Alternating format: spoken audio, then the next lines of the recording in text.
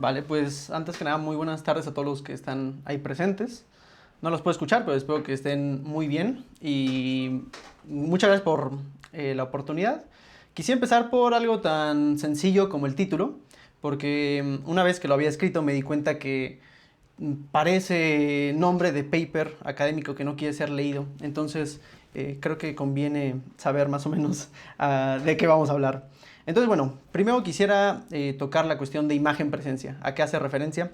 Esto hace referencia a un concepto propuesto por un cineasta mexicano, del que ahorita hablaremos, Carlos Reigadas, que propone la imagen de presencia como una alternativa al sistema de representación.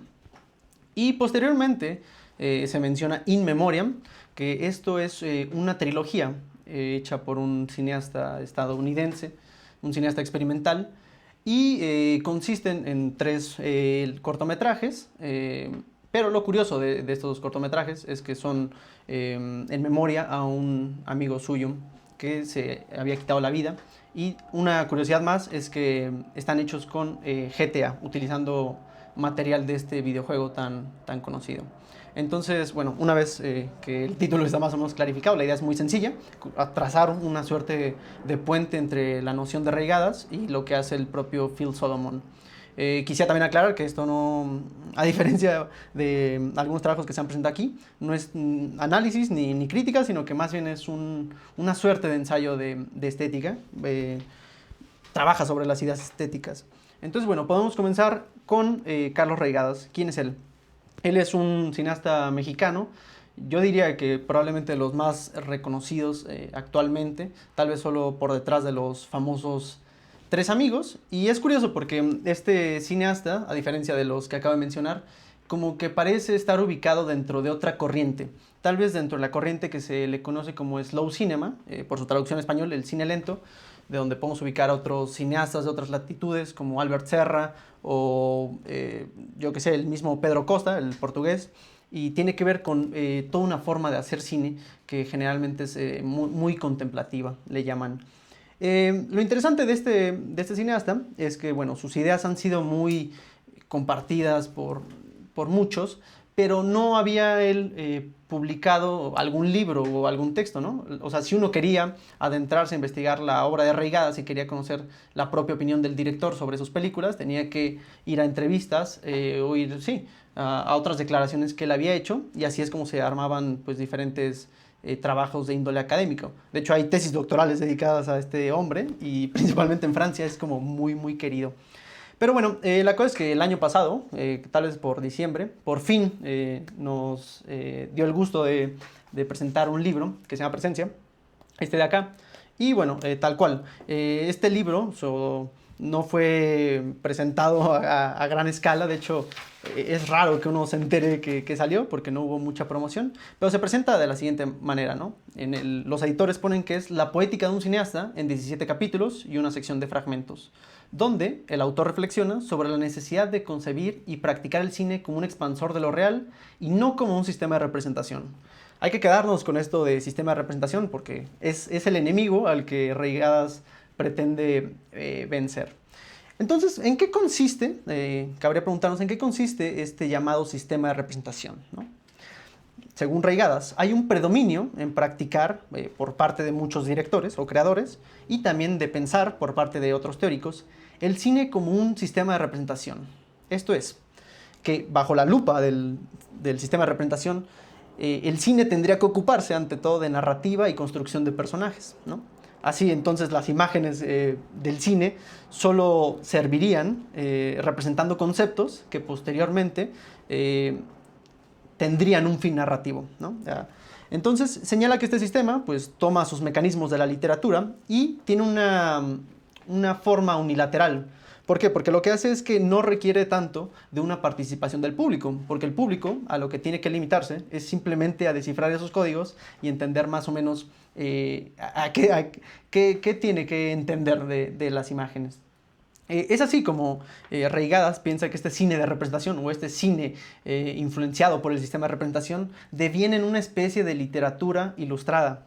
Este concepto también lo ha mencionado, si mal no recuerdo, en alguna entrevista Alfonso Cuarón, donde se supone que esta literatura ilustrada, buscando trabajar con mecanismos literarios, esto es, significando un lenguaje, pero teniendo un impacto cinematográfico, es decir, como muestra, termina convirtiéndose en una disciplina pues, corrupta, que para Reigadas no es ni literatura ni cine. Entonces como que parece que se anulan ambas artes.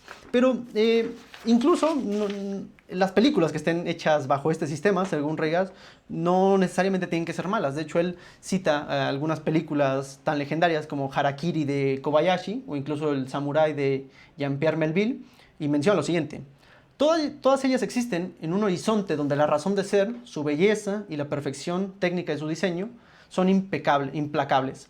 Pero ninguna imagen escapa a su ideal, ninguna imagen tiene la libertad de ser percibida de otra forma, ¿no? Luego sigue. Con su forma conceptual dejan a nuestra participación creadora impedida para traspasar el umbral del sentido narrativo. Permanecemos a la merced del más bello espectáculo como muñecos producidos en serie. Entonces, bueno, dice Reigadas que se pregunta cuál es la solución ante este sistema casi hegemónico. Para el mexicano, las imágenes del cine, a diferencia de las palabras, fungen como él lo llama, la propia naturaleza, que en un principio no tienen un significado establecido. Dice lo siguiente, más bien, considera que el mundo existe, ¿no? En el mundo hay significantes, y bueno, cada uno le puede dar un respectivo significado, aunque no es tan claro como pareciera ser. Pero bueno, vamos, esta noción que está proponiendo Reigadas es a lo que llama presencia. El cine ya no es, o mejor dicho, el cine que él propone no es representar, sino más bien es presentar que esté ahí. Y así dice, el cine muestra lo que está ahí para que nosotros podamos dotarlo de un sentido singular. Entonces, habría que decir que todo este argumento se expande a lo largo del libro. El libro es lo suficientemente largo como para que toque diversos matices, pero lo que hay que decir es que Reigadas habla desde su propia experiencia y él comenta más o menos cómo es que va capturando esta presencia. Dice que su proceso se lleva a través de tres grandes etapas. Primero es la visualización activa, que corresponde a lo que podríamos llamar preproducción, y tiene que ver con imaginar la película, imaginar lo que podemos pensar que va a llegar a ser, para que en el momento de la filmación haya una filmación pasiva. Una vez que hayamos tenido todo bajo control, en la filmación dice Reigadas que él se dedica a estar bastante pasivo. ¿Para qué? Para que de esta manera la cámara, que él la concibe como un embudo de presencia, ¿no? La presencia más bien la cámara deja pasar la presencia que captura. Y bueno, así es como obtiene presencia. Y finalmente, tiene que haber una conformación activa. Esto podría pensarse igual como postproducción, pero esencialmente hablamos de montaje.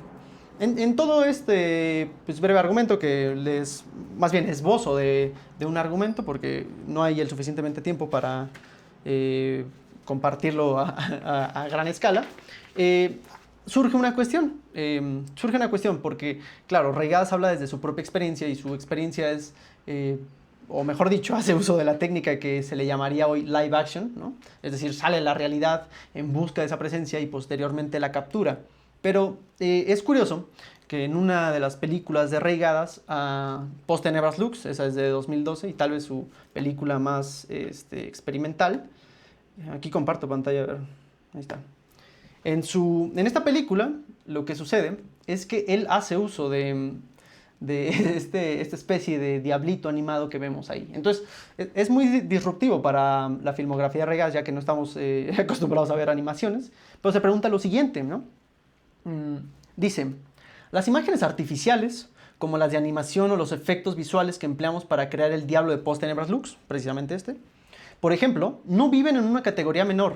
A pesar de no tener cuerpo físico, estos entes gráficos habitan nuestra imaginación y la voluntad creadora nos lleva a forjarlos como seres visibles, dibujándolos a mano, programándolos en computadora, haciéndolos visibles mediante el empleo de luces o como quiera que sea. En la génesis de una imagen no importa si la realidad es corpórea u onírica. El cine trabaja con imágenes y sonidos, no con los seres mismos que las producen. Y aquí tal vez está la cuestión de mayor importancia. El hecho de que una imagen determinada tenga un origen inmaterial no es un impedimento para manifestarse como un ser de presencia antes que como un concepto. Simplemente, una vez creada, el director la tratará como un ser singular, multisignificante, ¿no? Él habla precisamente del diablo, dice, el hecho de que el diablo sea una creación cultural no convierte a su imagen en un signo a la manera de un emblema. Y también añade que para que tal cosa, para que esta imagen pueda ser percibida con una presencia, no solo basta con la tarea del director, sino también habría que añadir una importancia a la cuestión del espectador, que esté más o menos, sí, que no esté tan cargado de esos emblemas al momento de poder ver las imágenes. Entonces, lo que dice Reigas en este momento, en este apartado, nos lleva a pensar en las posibilidades que hay para con la animación o para con el CGI, el CGI, estos efectos visuales creados a computadora, pero también nos hace pensar en cosas tal vez menos habituales para producir cine, como lo pueden ser los videojuegos. Los videojuegos son todo un tema, ¿no? Porque se sabe que hay un debate tal vez de unas décadas para acá sobre si estos pueden llegar a ser obras de arte o incluso también si pueden llegar a ser juegos. Hay una conferencia muy clarificante de Ernesto Castro donde más o menos aborda la cuestión.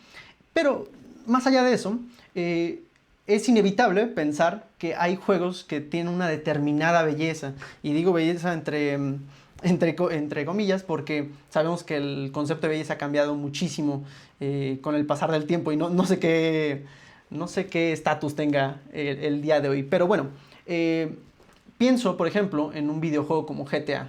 GTA, Grand Theft Auto, que bueno, en general es una saga de videojuegos de mundo abierto, donde se conoce más o menos ese juego porque uno tiene la posibilidad de con el jugador que controla, cometer muchos actos de violencia. Y se conoce mucho por eso. Pero más allá de eso, en YouTube uno puede encontrar un video que se llama algo así como La belleza de San Andreas. Es un video de un canal que se llama Termina64. Pero lo interesante es que en dicho video se toma el tiempo para mostrar los distintos escenarios de los videojuegos. Entonces va parte por parte y nos enseña más o menos a contemplar esta supuesta belleza que hay en el GTA. Y es curioso que sea ahí, porque como digo, es un mundo de juego abierto, entonces el hecho de que sea de esta índole nos invita a nosotros como jugadores de repente no querer hacer otra cosa más que poder explorar la ciudad. Y en ese explorar la ciudad, pues bueno, pasan cosas muy interesantes porque uno se puede dar incluso el tiempo de contemplarlas. Incluso hay un meme muy, bueno, no sé si sea conocido, pero en YouTube uno puede encontrar estos videos donde, tal cual, uno está controlando al jugador y va más o menos manejando por la carretera del desierto con una canción que era propia de la radio del GTA. Y hay un comentario que me llamó mucho la atención que dice POV, que es primera persona, como si tú estuvieras ahí. Eres un niño de 11 años en sábado jugando en tu PlayStation 2 sin ninguna preocupación. Entonces, esta belleza también está asociada desde luego a una cierta nostalgia, en particular en la década de los 2000, ya sea que te tocó jugar o que te tocó ver a tus primos mayores jugando con el GTA. Podemos decir que estas escenas que hoy vemos en YouTube nos remiten a ello.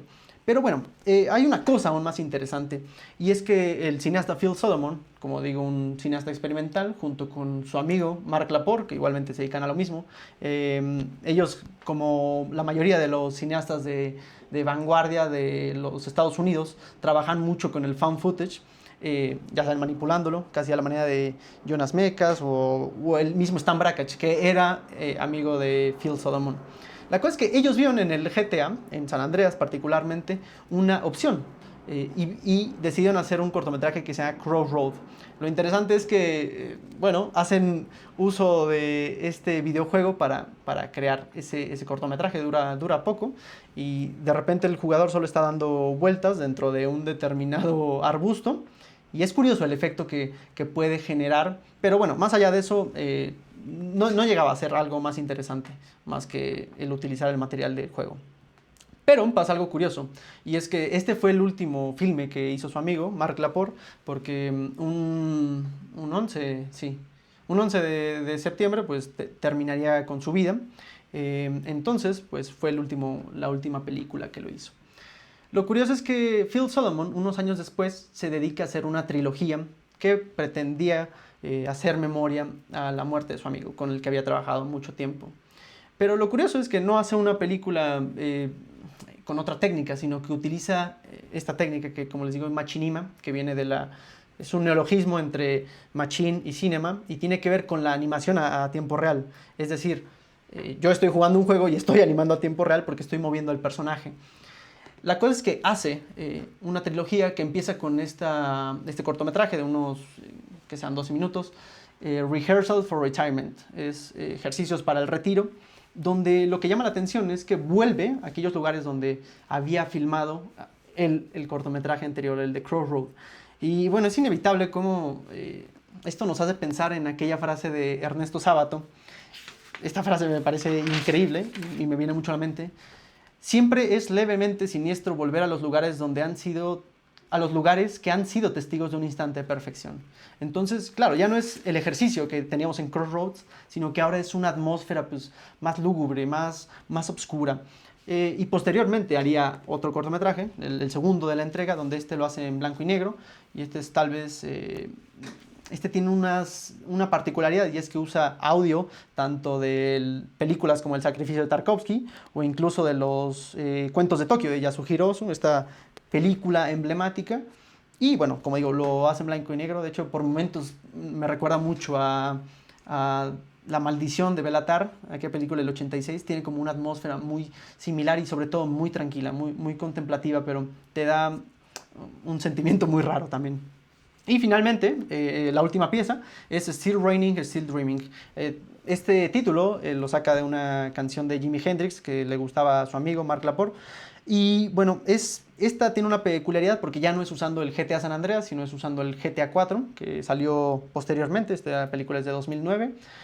Y aquí, a diferencia de los otros, no vemos al personaje principal, o mejor dicho, no vemos una figura humana que se interponga entre lo que tiene que ser visto y nosotros, sino que nosotros mismos somos esa figura. Entonces, igualmente, hay una curiosidad y es que por momentos se queda la imagen estática, pero vemos como ciertas figuras fantasmagóricas ahí pasando. Pero bueno, yo no quiero hacer una descripción, aunque probablemente ya lo hice de esto, sino lo que quiero hacer es casi una cosa de divulgación y es invitarlos a ver. Y para ir cerrando, invitarlos a ver esto. Yo aquí cito no sé si sea crítico o así, sea Borja Castillejo, que en uno de sus blogs, es de la poca información que encontré de esta trilogía en español, dice lo siguiente. Dice que las obras que componen la trilogía son un todo que funcionan a base de fragmentos melancólicos y contemplativos, partes del recuerdo y escenarios de la memoria, auténticos ejemplos de elegías posmodernas y visionarios ejercicios de montaje y pulsión. Pero, una vez más, volviendo a Reigadas, aquí me surgía la pregunta de, ¿no acaso la propia premisa del proyecto de Solomon nos hace pensar en aquella imagen que defendía Reigadas? Y bueno, esto lo digo por una razón muy especial, y es cuando dice Reigadas que el director, para que pueda crear esa imagen, tiene que tener un uso multisignificante de su imagen, ¿no? Ya lo recordábamos. Luego, el proyecto de este estadounidense es llamativo desde el primer momento porque resulta como casi contraintuitivo que un homenaje para un amigo se pueda hacer en GTA.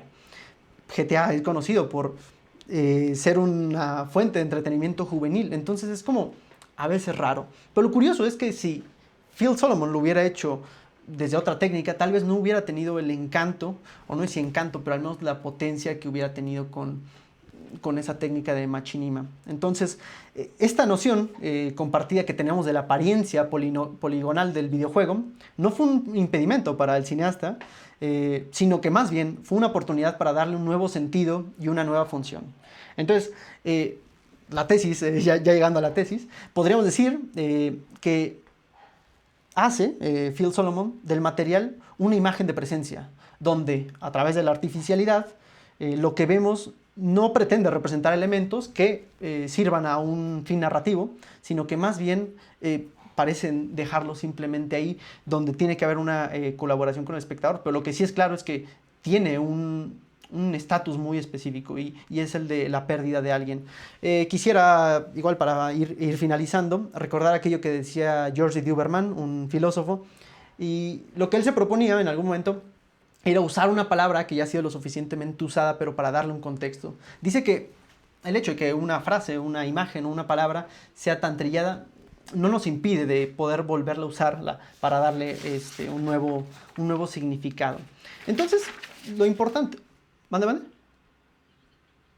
Bueno, ya lo último. Lo importante es cómo Phil Solomon de cierta forma samplea. El sample se conoce como lo que hacen los productores, es algo muy de la jerga del rap y tiene que ver con agarrar un determinado sonido y ponerlo en un nuevo contexto para crear, pues sí, una nueva obra o algo similar. Entonces, Solomon samplea material de GTA para crear un mundo. Y finalizo con esto. Él decía lo siguiente: soy un arqueólogo en reversa. Trato de descubrir verdades en esos artefactos a través de tirar la sociedad de vuelta en ello. Yo entierro cosas en vez de cavarlas. Para mí el found footage siempre ha sido un modo de desenterrar verdades perdidas. Entonces finalizamos con esto. Las verdades buscadas por Solomon no corresponden a la famosa aletheia griega, donde develaba a uno al ser y encontraba ahí algo, sino que más bien lo que quiere encontrar Solomon no lo busca en la realidad, en la que conocemos como realidad, sino en el mundo infinito que se esconde entre los píxeles.